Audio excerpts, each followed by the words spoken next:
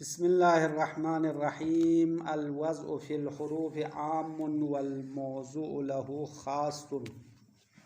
إذا اتضح جميع ما تقدم يظهر أن كل نسبة حقيقتها متقومة بطرفيها على وجه لو قطع النظر عن الطرفين لبطلت وانعدمت. اتنی ساری گفتگو اور تمہید بنانے کے بعد اصل گفتگو کی طرف پلٹ گئے ہیں. تو ہماری گفتگو اقسام وضع سے چلی تھی نا. اقسام وضع، تو وضع موصولہ کے لحاظ سے 4 اقسام ہوتے تھے. معنی موصولہ کے اعتبار سے پہلے پڑھا ہے اگر یاد ہے تو. وضع خاص، موصولہ خاص، وضع عام، موصولہ عام. ان دونوں کے بارے میں گفتگو نہیں ہے، اس کو سب مانتے ہیں. تمام علماء قائل ہے وضع خاص موصولہ خاص ممکن بھی ہے اور مثالیں بھی پائی جاتی ہیں. وضع عام موصولہ عام کی بھی مثالیں موجود ہے، ممکن ہے، اس میں بھی کوئی گفتگو نہیں ہے. گفتگو 2 مورد میں جاری تھی. ایک تو وضع عام موصولہ خاص کے بارے میں. تو وضع عام موصولہ خاص ممکن ہونے میں تو بحث نہیں تھی، اس کے وقوع کے بارے میں بحث تھی، اختلاف ہو گیا تھا. اور آخری قسم رابع اس کا الٹ ہے، وضع خاص موصولہ عام. تو وضع خاص موصولہ عام محال ہے، صاحب کتاب نے پہلے ثابت کیا. تو وضع عام موصولہ خاص کے لیے صاحب کتاب نے کیا نظریہ دیا تھا؟ یہ ممکن بھی ہے اور واقع بھی ہوا ہے. وضع عام موصولہ خاص کلام عرب میں اس کی مثالیں ہیں. اس کی مثالیں کیا ہے؟ حروف ہے. حروف کا وضع کیا ہے؟ وضع عام موصولہ خاص کی شکل میں ہے. اسی طرح حروف کے ساتھ ملحق ہونے والے کچھ اسماء ہے. مثال کے طور پر اسماء اشارہ ہے، اسماء موصولہ ہے، ضمائر ہے. اس میں بھی وضع عام موصولہ خاص ہے. تو یہ بات تو مبہم ہے. اسی بات کو سمجھانے کے لیے تقریباً 1 ہفتے کا جو ہے مقدمہ بنایا تھا صاحب کتاب نے. حروف میں وضع عام موصولہ خاص کے مطلب کو سمجھانا ہے. اصل بات سمجھنے کی آج والی بات ہے. پہلی باتیں اگر سمجھے ہو تو آج سمجھیں گے ورنہ نہیں سمجھیں گے. تو وضع عام موصولہ خاص کا مطلب کیا ہے؟ وضع عام یعنی جب واضح کسی لفظ کو وضع کرنا چاہتا ہے تو پہلے معنی کلی کو تصور کرتے ہیں. ذہن میں کیا لاتے ہیں؟ مفہوم کلی. تو وضع عام ہو گیا، تصور معنی کلی ہو گیا. پھر لفظ کو وضع کرتے وقت کس کے لیے وضع کرتے ہیں؟ افراد کے لیے وضع کرتے ہیں. ایک ایک فرد کے لیے الگ الگ وضع کرتے ہیں. تو موصولہ خاص ہو جائے گا. اب حروف میں صورتحال ایسا ہی ہے، کیونکہ حروف کا معنی ابھی ہم نے ثابت کیا معنی غیر مستقل ہے. حروف کا معنی کیا ہے؟ نسبت ہے، نسبت. اور نسبت کے لیے کیا ہونا چاہیے؟ طرفین ہونا چاہیے. نسبت کے وجود تحقق ہونے کے لیے کیا چاہیے؟ طرفین چاہیے، 2 طرف چاہیے. اگر 2 طرف نہ ہو تو نسبت وجود میں ہی نہیں آتی ہے. تو نسبت مفہوم کلی نہیں ہے، نسبت مفہوم جزئی ہے. نسبت جو طرفین کے ساتھ کھڑا ہے، طرفین کے ساتھ قائم ہونے والی جو نسبت ہے وہ مفہوم جزئی ہے. یہ ایک نقطہ ہے، اس کو ذہن میں رکھو. اور دوسری بات، ہر نسبت دوسرے نسبت کے ساتھ تباین کی حیثیت رکھتا ہے. دنیا میں لاکھوں کروڑوں نسبت ہے اور ہر نسبت دوسرے نسبت کے ساتھ کوئی رابط نہیں ہے، تعلق نہیں ہے. جس طرح انسان مفہوم کلی ہے، انسان کے افراد کیا ہے؟ زید ہے، عمر ہے، بکر ہے، خالد ہے، یہ سب ہے، ہم ہے، آپ ہے، یہ سب انسان کے افراد ہیں. نہیں تو افراد آپس میں تباین ہے نا، جدا ہے، ایک دوسرے سے تعلق نہیں ہے، الگ الگ ہے. زید الگ شخصیت ہے، عمر الگ شخصیت ہے.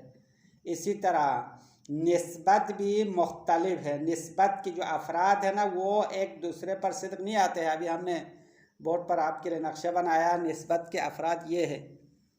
مثال نسبت ابتدائیہ. نسبت ابتدائیہ ایک نسبت یہ ہے گھر سے ابتدا، یعنی آپ نے کہا سرت من الدار، میں نے گھر سے سیر کا آغاز کیا، یہ ایک نسبت ہے.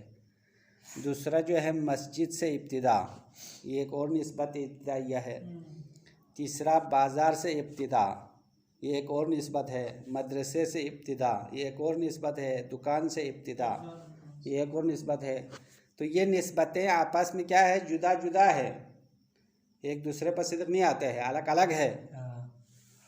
اور نسبتوں کی جو ہے کوئی حد نہیں ہے، کہہ رہے دنیا میں بے انتہا نسبتیں ہیں۔ اب یہ تو نسبت ابتدائیہ کی کچھ مثالیں ہیں، اب فرض کرو آپ نسبت ظرفیہ کی مثالیں دے دو تو وہ بھی بہت ساری نسبتیں ہیں۔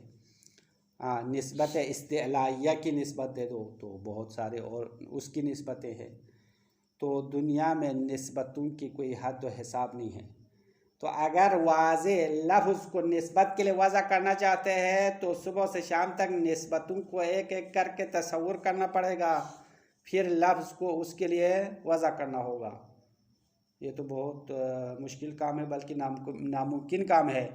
جتنی بھی نسبتیں ہیں وہ ایک ایک کر کے تصور کرے اور لفظ کو ایک ایک کے لیے الگ الگ وضع کرے، یہ تو نہ ہونے والی بات ہے۔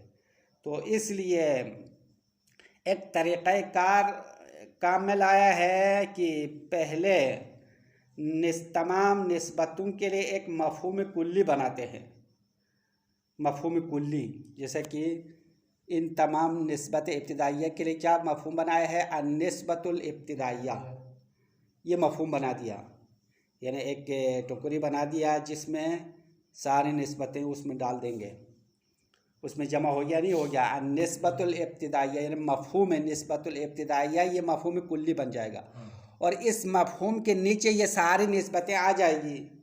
تو پہلے آپ نے مفہوم نسبت ابتدائیہ تصور کیا، پھر لفظ من وضع کرتے وقت اس مفہوم کے لیے وضع نہیں کیا بلکہ اس کے اندر جو افراد ہے اس کے لیے وضع کیا۔ اسی کا نام ہے وضع عام موصولہ خاص۔ پس حروف کا وضع کیا ہوا؟ وضع عام موصولہ خاص ہو گیا، چونکہ واضح تصور کرتے وقت کیا کیا؟ مفہوم کلی تصور کیا، مفہوم نسبت ابتدائیہ اس نے ذہن میں لایا اور اس کے ضمن میں نسبت ابتدائیہ کے تمام افراد آ گئے ہیں۔ پھر لفظ من وضع کرتے وقت کیا کیا ہے؟ گھر سے ابتدا کے لیے الگ وضع ہو گیا، مسجد سے ابتدا کے لیے الگ وضع ہو گیا، بازار سے ابتدا کے لیے الگ وضع ہو گیا۔ تو لفظ من جو ہے نا اس مفہوم کے لیے وضع نہیں ہوا بلکہ اس کے اندر افراد کے لیے وضع ہوا، اسی لیے اس کو وضع عام موصولہ خاص کہا گیا ہے۔ یہ تو نسبت ابتدائیہ کی مثال۔ آپ نسبت ظرفیہ بھی دیکھو تو بھی ایسا ہی ہے۔ مثال، پہلے مفہوم نسبت ظرفیہ ذہن میں لاتے ہیں، پھر نسبت ظرفیہ مثلا ایک تو فی المسجد، مسجد میں، یہ بھی نسبت ظرفیہ ہے، اس کا ایک فرد ہے۔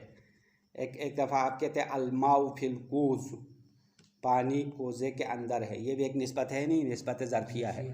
اسی طرح مثلا زید فی الدار، زید گھر میں ہے، تو زید گھر میں ہونا یہ بھی ایک نسبت ظرفیہ ہے۔ تو نسبت ظرفیہ کی کروڑوں مثالیں ہیں، تو ان تمام افراد اور مثالوں کو مصادیق کو ایک مفہوم کے نیچے اکٹھا کرتے ہیں۔ مفہوم کے نیچے اکٹھا کرنے کے بعد لفظ فی کو وضع کرتے وقت کیا کرتے ہیں؟ افراد کے لیے وضع کرتے ہیں، اسی کا نام وضع عام موصولہ خاص ہے۔ ہاں، اگر یہ بات سمجھ میں آ جائے تو میں اس کو چیک کرنے کے لیے ایک سوال پیش کروں گا، اس کا جواب آپ دے سکتے ہیں تو پتہ چلے گا، ورنہ نہیں۔ فرض کرو آپ نے نسبت ابتدائیہ کا مفہوم ذہن میں لایا، مفہوم کلی، اور لفظ من کو اسی مفہوم کے لیے وضع کرے تو کون سا قسم ہونا چاہیے؟ وضع کے اقسام میں سے کون سا ہونا چاہیے؟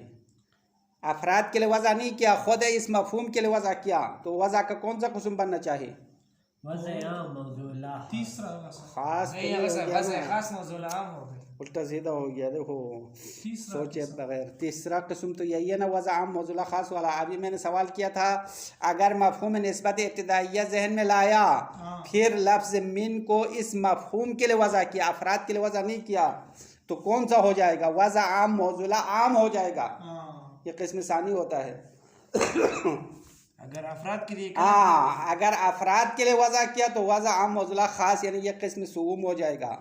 اور صاحب کتاب کا نظریہ کیا ہے؟ حروف میں وضع عام موصولہ خاص ہے، وضع عام موصولہ عام تو نہیں ہے، کیونکہ وضع عام میں تصور کلی ہوتا ہے اور لفظ بھی اسی کلی کے لیے وضع کرتے ہیں۔ اس کو کہتے ہیں وضع عام موضوع لا عام. اس کی مثالیں کیا دیا؟ اسماء اجناس، جیسے کہ مفاہیم کلی ہے، انسان ہے، حیوان ہے، حجر ہے، شجر ہے، یہ سب وضع عام موضوع لا عام ہے، کیونکہ واضح نے مفہوم کلی کو تصور کیا، پھر وہ لفظ کو بھی کلی کے لیے وضع کیا ہے. لیکن حروف میں اس طرح ہے کیا؟ حروف میں کیا ہے؟ تصور معنی کلی کرتے ہیں، لیکن وضع کس کے لیے کرتے ہیں؟ افراد کے لیے. تصور مفہوم کلی کو ذہن میں لاتے ہیں، ورنہ افراد کو ذہن میں لانا ممکن نہیں ہے. لاکھوں کروڑوں افراد ہیں، ان سب کو کیسے ذہن میں لائے؟ تو ان تمام افراد کو ایک مفہوم کے چھت کے نیچے جمع کرتے ہیں، اس کے بعد لفظ کو افراد کے لیے وضع کرتے ہیں. اسی کا نام ہے وضع عام موضوع لا خاص. بس اگر یہاں تک کچھ سمجھ میں آیا ہے تو صاحب کتاب اس بات کو ایک اور طریقے سے سمجھانا چاہتے ہیں، وہ بھی سمجھو، پھر عبارت پڑھیں گے. اور یہ دقیق ابحاث علم اصول کے، اور یہ سمجھنے کی ضرورت ہے. اگر آپ نے منطق صحیح سمجھا ہے تو یہاں پہ آپ کو کام آئے گا. ہاں، منطق اگر صرف پاس کیا ہو، سمجھا نہیں ہو، تو پھر یہاں پہ کام مشکل ہوگا. منطق میں آغا مظفر نے بتایا حمل کے اقسام، منطق اول میں پڑھا ہے اگر آپ کو یاد ہے تو حمل کے اقسام میں سے حمل کے ایک تقسیم میں دو بنا ہے، حمل اولی اور حمل شائع. ہاں، حمل اولی ذاتی اور حمل شائع صناعی. ہاں، یاد آیا ابھی؟ تو یہ دو. تو حمل اولی کسے کہتے ہیں؟ یعنی مفہوم پر حمل کرنا، حمل المفہوم علی المفہوم. ایک مفہوم یعنی محمول کے مفہوم کو موضوع کے مفہوم پر حمل کرنا، اس کو حمل اولی ذاتی کہتے ہیں. تو موضوع اور محمول میں مفہوم میں اتحاد ہے اور تغیر اعتباری ہوتا ہے، اس کو کہتے ہیں حمل اولی. جیسا کہ الانسان و حیوان ناطق مثال دیا تھا، انسان کا مفہوم، حیوان ناطق کا مفہوم ایک ہے، لیکن ان دونوں میں ایک فرق بھی ہونا چاہے. وہ کیا ہے؟ تغیر اعتباری ہے، یعنی ایک مجمل ہے، ایک تفصیل ہے. انسان مجمل ہے، حیوان ناطق تفصیل کے ساتھ ہے. اس کو حمل اولی کہتے ہیں. ایک ہوتا ہے حمل شائع. حمل شائع میں حمل المفہوم علی المصداق، محمول کے مفہوم کو موضوع کے افراد پر حمل کرنے کا نام ہے حمل شائع. جیسا کہ آپ کہتے ہیں الانسان آکل، انسان کھانے والا ہے، یا الانسان کاتب، انسان لکھنے والا ہے. تو یہ لکھنے کا جو حکم ہے وہ انسان کے مفہوم پر آیا ہے یا افراد پر؟ انسان کے افراد پر. افراد پر ہے نا. مفہوم انسان تو نہیں لکھتا ہے، انسان کے افراد لکھتے ہیں. تو مفہوم انسان کو آپ نے موضوع بنا دیا، اور حکم جو ہے اس مفہوم کے توسط سے افراد تک پہنچا دیا ہے. جیسا کہ قرآن کی آیت ہے والعصر ان الانسان لفی خسر، یہ بھی حمل شائع ہے، بے شک تمام انسان خسارے میں ہے. تو کوئی پوچھے بھائی مفہوم انسان خسارے میں ہے یا افراد انسان خسارے میں ہے؟ ہاں، مفہوم انسان تو نقصان میں ہونا، خسارے میں ہونا ہے تو معنی نہیں بنتا ہے، بلکہ انسان کے جو افراد ہے، زید ہے، عمر ہے، بکر ہے، خالد ہے، حسن ہے، تقی ہے، نقی ہے، یہ خسارے میں ہے. ہاں، اب ان سب کو، اس میں دلیل کو بھی شامل کرنا چاہیے. تو ہم سب خسارے میں نا. الانسان دیکھو الف لام جمع وہ علیہ استغراق کے ساتھ لایا ہے، پھر بعد میں الا الذین آمنوا وعملوا الصالحات کے ذریعے سے استثناء کیا نا. پہلے تو سب خسارے میں ڈال دیا، اس کے بعد ایمان لانے والے اور نیک اعمال والے الگ کیا ہے. تو حمل شائع کا مطلب سمجھا؟ یعنی مفہوم، یعنی محمول کے مفہوم کے حکم کو موضوع کے افراد پر لاگو کرنا، اس کو کہتے ہیں حمل شائع. تو حروف کے وضع میں بھی حمل شائع کی صورت میں انجام ہوا ہے. یعنی مفہوم نسبت الابتداء آپ نے تصور کیا، پہلے مفہوم، پھر من کو اس نسبت کے مفہوم کے لیے وضع نہیں کیا، بلکہ اس کے نیچے جو افراد ہے اس کے لیے لاگو کیا ہے. حمل شائع کس صورت میں ہے؟ پس اس نسبت ابتدائیہ کو آپ نسبت ابتدائیہ ہے کہیں گے اور نہیں کہیں، یہ دونوں صحیح ہے. یعنی نسبت ابتدائیہ ہے حمل اولی کے لحاظ سے، یعنی نسبت ابتدائیہ کا مفہوم نسبت ابتدائیہ ہے، کوئی اور چیز تو نہیں ہے. لیکن اگر آپ حمل شائع کے لحاظ سے دیکھا جائے تو النسبت الابتدائیہ یہ والا مفہوم اور گر سے ابتدا ہونا یہ ایک چیز نہیں ہے، الگ ہے. نسبت ابتدائیہ جو من سے سمجھ میں آتا ہے اس کا مفہوم الگ ہے، اور النسبۃ الابتدائیہ یہ اسم ہے، یہ الگ ہے، اما مصداق کے لحاظ سے ایک ہو گیا ہے، مفہوم میں الگ ہے، مصداق ایک ہے۔ واضح ہو رہا ہے نہیں ہو رہا ہے؟ بس نسبت ابتدائیہ ایک دفعہ آپ من جارہ سے سمجھتے ہیں، وہ بھی نسبت ہے، ایک یہ مفہوم ہے النسبۃ الابتدائی، ان دونوں میں فرق ہے، دونوں الگ چیز ہے، مفہوم میں بالکل الگ چیز ہے لیکن مصداق ایک ہے، مصداق میں ایک ہو گیا ہے، اس کو کہتے ہیں حمل شائع۔ پس حروف اور اس جیسے اسماء میں جو وضع ہوا ہے وہ حمل شائع کی شکل میں ہوا ہے، یعنی پہلے مفہوم کلی ذہن میں لایا، پھر اس مفہوم کلی کے توسط سے الفاظ کو افراد کے لیے وضع کیا ہے، بات ختم ہو گئی ہے، خلاصہ مکمل ہو گیا۔ اگر سمجھا ہے تو ہم اس بحث کی عبارت پڑھ لیں گے، پھر ٹائم کو دیکھا جائے گا۔ الوضع فی الحروف عام والموضوع له خاص، حروف میں وضع عام ہے اور موضوع خاص ہے۔ اذا اتضح جمیع ما تقدمہ، گزشتہ تمام گفتگو جب واضح ہو جائے، جب گزشتہ جو تمہید کی ساری باتیں آپ کے لیے واضح ہو جائے تو یظہر، یہ بات ظاہر ہوتی ہے، ان کل نسبت حقیقتها متقومۃ بطرفیہا، بے شک ہر نسبت کی حقیقت دونوں طرف کے ساتھ کھڑی ہے۔ نسبت اپنے طرفین کے اوپر ٹیک لگا کے کھڑے ہے، اگر طرفین کو ہٹائے تو نسبت گر جائے گی، ختم ہو جائے گی۔ ہاں، نسبت کی حقیقت طرفین کے ساتھ قائم ہے، علی وجہ، اس طریقے سے، لو قطع النظر عن الطرفین، اگر طرفین سے قطع نظر کرے، طرفین کو ہٹائے تو لبطلت وانعدمت، نسبت باطل ہو جائے گی اور معدوم ہو جائے گی، نسبت ہی ختم ہو جائے گی۔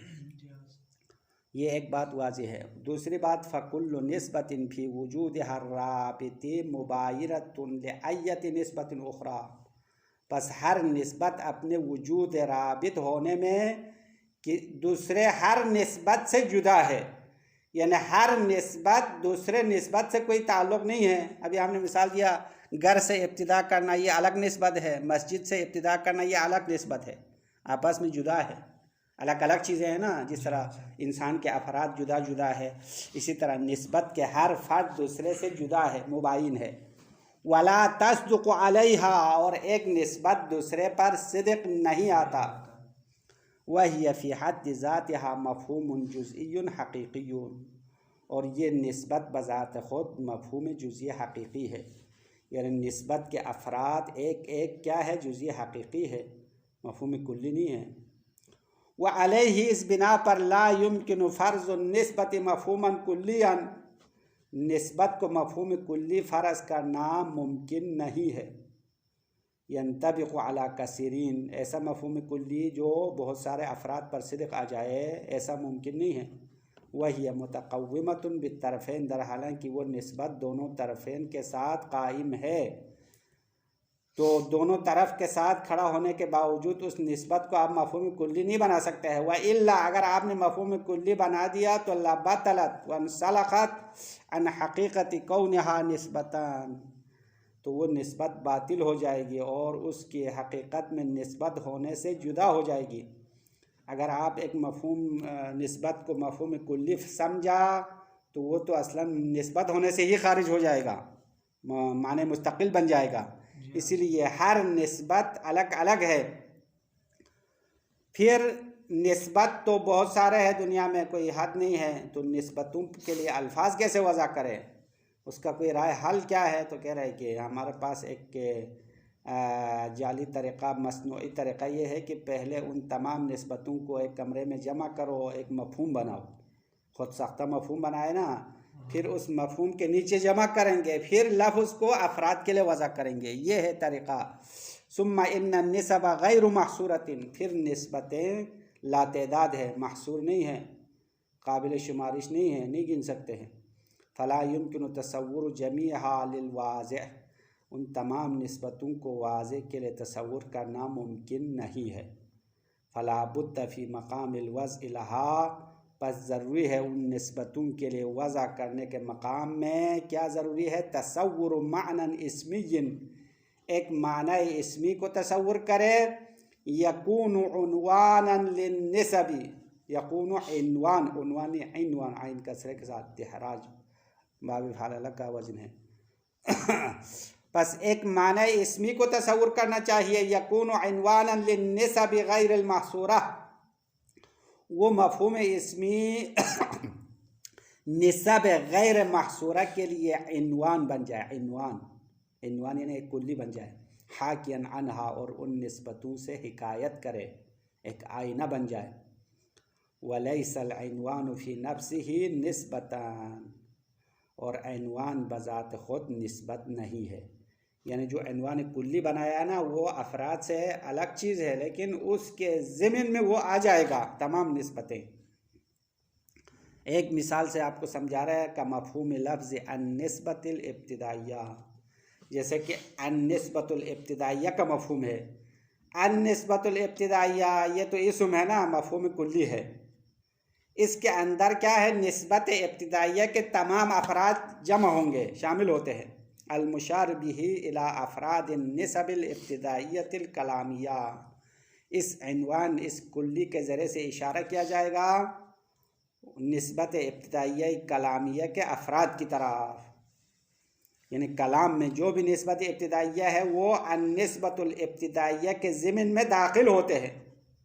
پھر ذہن میں آپ نے مفہوم لایا، پھر کیا کریں گے، لفظ کس کے لیے وضع کریں گے، ثم یضع لنفس الافراد غیر المحصورہ، پھر لفظ کو وضع کرے گا خود افراد کے لیے جو کہ محصور نہیں ہے، یعنی افراد لاتعداد کے لیے الفاظ کو وضع کرتے ہیں، التی لا يمكن التعبیر عنها الا بعنوانها، اور ان افراد سے تعبیر کرنا ممکن نہیں ہے مگر اس کی عنوان کے ذریعے سے تعبیر کر سکتے ہیں۔ النسبۃ الابتدائیہ کا عنوان بنا دیا اور اس عنوان کے اندر سارے نسبت ابتدائیہ داخل ہو گیا۔ پھر آپ نے لفظ من کو کس کے لیے وضع کیا، افراد کے لیے وضع کیا، خود عنوان کے لیے وضع نہیں کیا، افراد کے لیے۔ ہاں، جتنے جو ہے آپ کلام میں نسبت ابتدائیہ استعمال کریں گے نا ان سب کے لیے لفظ من وضع کرتے ہیں، مثلا سرت من البصرہ کہتے ہیں، سرت من المسجد کہتے ہیں، یا من جہاں پہ ابتدا ہوتے ہیں نا نسبت ابتدائیہ، تو نسبت ابتدائیہ آپ اپنے کلام میں ممکن ہے صبح سے شام تک ہزاروں بولے، کوئی دوسرا بندہ بھی اپنے کلام میں بہت سارے نسبت ابتدائیہ استعمال کرے، وہ سارے اس میں شامل ہے، سب کے لیے من وضع ہو گیا ہے۔ اما اکٹھا وضع نہیں ہوا ہے بلکہ ہر کلام میں جو نسبت ہے اس کے لیے الگ الگ وضع ہوا۔ وبعبارت اخرى، اور دوسری عبارت میں اس مطلب کو منطقی عبارت میں سمجھانا چاہتے ہیں صاحب کتاب، وبعبارت اخرى ان الموضوع هو النسبۃ الابتدائیہ بالحمل الشائع، تو جس کے لیے جس معنی کے لیے لفظ وضع ہوا ہے وہ نسبت ابتدائیہ ہے حمل شائع کے ساتھ، یعنی من جو ہے نسبت ابتدائیہ ہے افراد مصداق کے لحاظ سے ہے، مفہوم کے لحاظ سے نہیں ہے۔ وَأَمَّا النِّسْبَةُ الْإِبْتِدَائِيَّةُ بِالْحَمْلِ الْأَوَّلِ فَلَيْسَتْ بِنِسْبَةٍ حَقِيقَةً، اما نسبت ابتدائیہ حمل اولی کے اعتبار سے وہ نسبت ہی نہیں ہے، یعنی مفہوم کے لحاظ سے دیکھا جائے تو یہ النسبت الابتدائیہ الگ چیز ہے۔ ہاں، من المسجد والا من جو نسبت ہے وہ الگ چیز ہے، مفہوم الگ ہو گیا نہیں ہو گیا، حمل اولی کے لحاظ سے ایک نہیں ہے، حمل شائع کے لحاظ سے ایک ہے، یعنی افراد کے لحاظ سے، مصداق کے لحاظ سے۔ بل تکون طرفا للنسبت، بلکہ یہ نسبت ابتدائیہ حمل اولی کے لحاظ سے نسبت کے لیے ایک طرف واقع ہوتی ہے، یا موضوع بنتا ہے یا محمول بنتا ہے۔ کما لو قلت، جیسا کہ آپ یوں کہتے ہیں الابتداء کان من ھذا المکان، ابتدا اور آغاز اس مکان سے ہے، تو الابتداء یہاں پہ تو ترکیب میں مبتدا بن گیا ہے، تو الابتداء مفہوم کے لحاظ سے حرف نہیں ہے، یہ اسم ہے، نسبت میں ایک طرف واقع ہوا ہے۔ ہاں، جیسے کہ اردو میں بھی دوسری زبانوں میں بھی اگر آپ غور کریں تو ایک دفعہ آپ اردو میں من کا معنی کیا لکھتے ہیں، سے کے لکھتے ہیں، ایک دفعہ کہتے ہیں آغاز، مجلس کا آغاز ہوا چاہتا ہے تو یہ بھی معنی ابتدا ہے نا، یہ سے بھی ابتدا ہے، تو یہ لفظ آغاز مفہوم اسم ہے، اسمی ہے، اس کا معنی قابل تصور ہے، معنی مستقل ہے۔ اما سے آپ سے کرتے رہیں گے تو کسی کو کچھ سمجھ میں نہیں آئے گا، ہاں بلکہ کیا کہنا پڑے گا، آج سے، ہاں آج سے مجلس شروع ہوا چاہتا ہے، اس طرح لکھنا پڑے گا، شروع ہوگا۔ تو جب تک یہ سے آگے اور پیچھے والا نہ ہو تو اس سے کا جو ابتدائیت ہے وہ سمجھ میں نہیں آئے گا۔ تو یہ سے جو ہے من کا معنی ہے، عربی میں من اس کی جگہ پر استعمال ہوگا۔ ہاں آغاز کے لیے عربی میں الابتدا لکھتے ہیں، الابتدا، ہاں یہ مفہوم اسم ہے، یہ اس کا معنی ہے آغاز، الابتدا۔ تو یہ مفہوم اسمی ہے، معنی مستقل ہے، اور سے یہ معنی غیر مستقل ہے، من کا معنی ہے۔ تو پہلے واضح نے اس مفہوم کو ذہن میں لایا، الابتدا کو، پھر اس کے بعد لفظ من کس کے لیے وضع کیا ہے، اس آغاز کے لیے وضع کیا ہے نہیں، بلکہ سے کے لیے وضع کیا ہے، جو کہ ہر کلام میں طرفین کو دیکھ کر الگ معنی پیدا ہوتا ہے۔ ہاں جب آپ آج سے کہا تو الگ معنی ہوگا، اور مثلاً کہا ہے کہ گھر سے کہا تو الگ ہوگا، مسجد سے کہا تو الگ ہوگا۔ دیکھو یہاں پہ سے سب میں لکھا ہوا ہے نا، تو یہ حروف کا معنی ہے، حروف کا معنی جزئی ہے، نسبت ہے، ایک ایک نسبت الگ الگ ہے، بس یہ حمل اولی میں نہیں ہے، حمل شائع کے مطابق ہے۔ وَمِنْ هَذَا يُعْلَمُ حَالُ أَسْمَاءِ الْإِشَارَةِ وَالضَّمَائِرِ وَالْمَوْصُولَاتِ وَنَحْوِهَا، اور یہاں سے یہاں تک حروف کی وضع کے بارے میں وضاحت ہو گئی، تو یہاں سے اسماء اشارہ کی حالت معلوم ہوتی ہے۔ اسماء اشارہ میں بھی وضع عام موصولہ خاص ہے، والضمائر، اور جتنے بھی ضمیریں ہیں نا وہ بھی وضع عام موصولہ خاص ہے، والموصولات، اور اسماء موصولات میں بھی جتنے بھی وضع ہوا ہے وہ سب وضع عام موصولہ خاص ہے، ونحوها، اور ان جیسے اور بھی الفاظ ہے جو وضع عام موصولہ خاص کی شکل میں ہے۔ فالوضع فی الجمیع عام والموضوع له خاص، بس ان تمام میں یعنی حروف میں، اسماء اشارہ میں، ضمائر میں، موصولات میں، سب میں صاحب کتاب کے نظر میں وضع عام موصولہ خاص ہے۔ بس یہاں تک ہماری یہ گفتگو ختم ہو گئی ہے۔ مقدمے کے 14 ابحاث ذکر کرنے کا وعدہ کیا تھا، ان میں سے 6 آپ نے پڑھا، 7واں کل انشاءاللہ آگے بڑھیں گے۔ الاستعمال حقیقی و مجازی